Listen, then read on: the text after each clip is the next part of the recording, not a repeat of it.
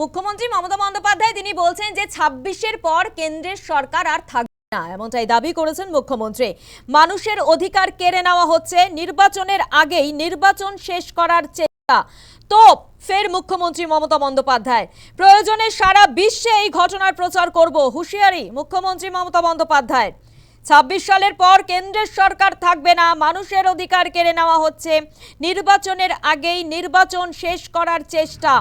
মুখ্যমন্ত্রী এমনটাই কিন্তু মন্তব্য করেছেন। পাশাপাশি মুখ্যমন্ত্রী হুঁশিয়ারি দিচ্ছেন যে প্রয়োজনে সারা বিশ্বে এই ঘটনার প্রচার করব, হুঁশিয়ারি দিয়েছেন মমতা বন্দ্যোপাধ্যায়।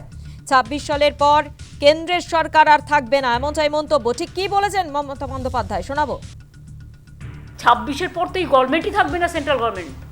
অনেক ঘটনা ঘটে গেছে ইতিমধ্যে, আমরা কিন্তু এখনো মুখ খুলিনি, ভদ্রতা করেছি, পার্লামেন্টও চালাতে দিয়েছি। তৃণমূল কংগ্রেস গণতন্ত্রে আস্থা রাখে, বিশ্বাস করে, সংবিধান মেনে চলে।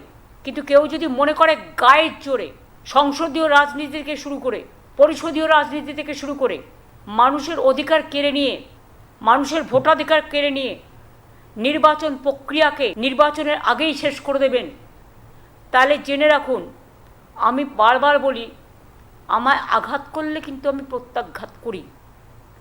ইন্ডিয়ায় এই ডেমোক্রেটিক সেট আপ আর ডেমোক্রেটিক কালচার নিয়ে দরকার হলে ওয়ার্ল্ড ওয়াইড আমি প্রচার করব। আপনারা শুনলেন, মুখ্যমন্ত্রী বলছেন যে ২৬ সালের পর কেন্দ্রের সরকারই আর থাকবে না, মানুষের অধিকার কেড়ে নেওয়া হচ্ছে, নির্বাচনের আগেই নির্বাচন শেষ করার চেষ্টা করা হচ্ছে।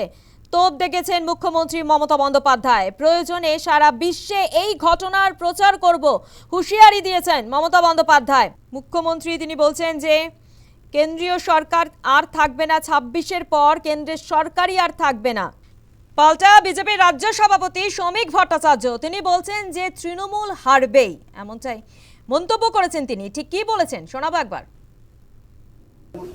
সেন্ট্রাল ফোর্স ডিপ্লয়েড হোক বা না হোক, এসআইআর হোক বা না হোক, এসআইআর বন্ধ করে দিক, ইডি সিবিআই এর অফিসে তালা লাগিয়ে দিক, ইনকাম ট্যাক্স জিএসটি কে নোটিশ পাঠাতে বারণ করে দিক, পশ্চিমবঙ্গ পুলিশ দিয়ে মমতা ব্যানার্জি নির্বাচন করিয়ে দিক, তারপরেও এবার